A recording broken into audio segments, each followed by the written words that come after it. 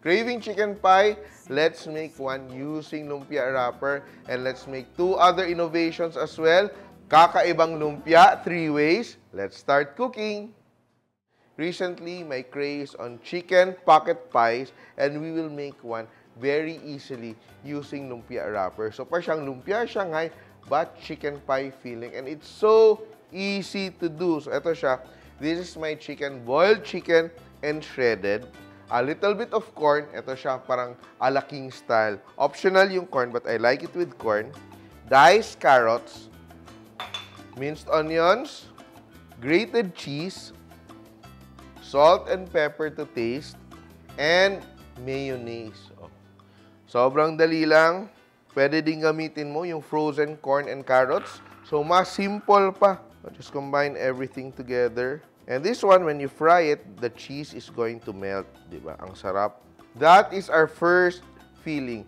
Feel nyo ba? O, feel na feel nyo yan kasi sobrang dali lang nating filling. Ito naman, gagawa tayo ng lumpiang version ng napakasikat ngayon sa ating social media, ang crab rangoon. Ito siya, mas convenient kasi mas madaling ibalot ang ating lumpia rather than gumamit tayo ng molo wrapper. So, look at this. Yan. So, mayroon tayong crab sticks, imitation crab sticks. Hindi siya totoong crab. No? You can buy this in the grocery. So, break our crab sticks. No? So, easy to do. Yan. So, if you want something fancier, you can use real crab meat. And this one is so simple. We only need cream cheese. Dapat your cream cheese should be at room temperature so it's easier to combine. I will just season it with a little bit of soy sauce, Japanese soy sauce, and garlic powder, and spring onions. Yan, and set aside. Ito yung tip, no, para hindi manuyot yung ating wrapper. Damp piece of cloth. Yan. And ang ating paste, ating pangdikit, our adhesive, is just a mixture of water and flour, no? Mix together. And let's begin to roll. You can make it round or you can make it flat, no? Parang rectangular din. Using the same wrapper. Yan. Parang mga mukha siyang pocket pie. But today, lumpia talaga yung gagawin natin. Yan. Nice. So it's a perfect appetizer, no? Or a snack. A little bit of surprise. So it's just a lumpia, but when you bite into it, parang, wow, ang sarap nito, no? And you can have different kind of dips for this one. I'll make a sample of the next one. And this one is so interesting. I will show you. So I have here some nori wrappers. Cut it into strips. So ito will really enhance the flavor of our crab, making it very like Japanese inspired. A little bit of our flour paste, nori. Look at that. And our crab. Diba? Simpleng diskarte pero napakasarap, no? You don't have to, you know, make anything too complicated to make something special. Oh. Yan. Tatabi muna natin para tuloy-tuloy ang ligaya. Yan. So, ito naman yung gagawin natin. Ating third recipe. Sobrang simple, but may konting innovation pa rin inspired by the jalapeno mac and cheese. Gagawa tayo ng dinamita mac and cheese. So, ito, siling pang sigang lang ang katapat. But instead of wrapping the whole chili, ito lang, strip lang yung gagamitin natin. And let's begin to wrap. Ito siya, medyo mataba ng konti lalabas to kasi pasta. So, just a piece of our sili. Yan. And ito, mabilis to maluto because everything is cooked. All you have to do is warm up the food inside and crisp up the wrapper. Yan. And ready na to fry yung ating mga innovative and kakaibang mga lumpia. And dapat hot but not too hot. And I will start off with my chicken. Fry. Yan. It's going to be such a wonderful surprise. You serve this to your visitors.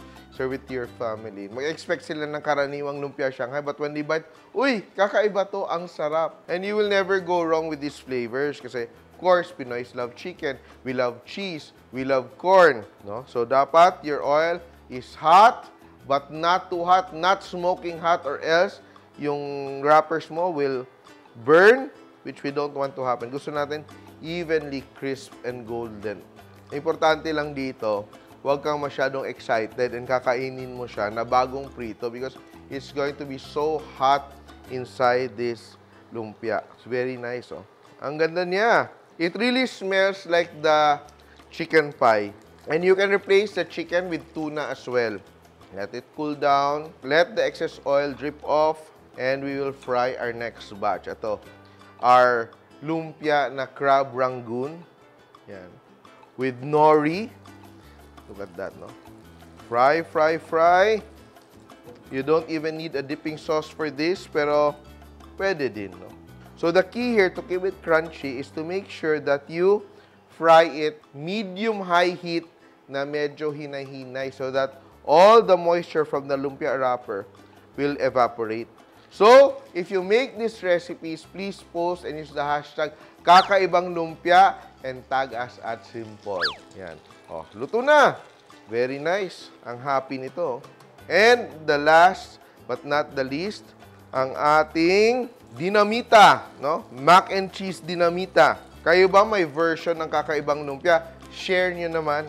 At subukan natin gawin yan sa Simpol. Le-level up ba tayo kay Abigail? Hi, Abigail Marquez. Yan, ating lumpia queen. And let's check, no? Tingnan natin yung loob. I'll slice a bit for you. Papasingawin ko lang ng konti para hindi ako mapaso. The second one. Oh, wow. Ang bango. Very nice. And the last one, ito. Mainit pa siya kasi siya yung last. Oh, wow. So cheesy. Look at that. Oh, it's still steaming hot. Masarap din kasi yung plain ng textures, ng meatiness ng chicken, yung bite ng corn, yung carrots, there's some cheesiness. May effect si Norri. So, taste ko without the dipping sauce and taste ko na meron. Parang Japanese flavor because of the Norri with the crab. Yung cream cheese, there's creaminess and silkiness. Pero, hindi siya yung umay. Tama lang talaga. Now with the sauce, taste natin.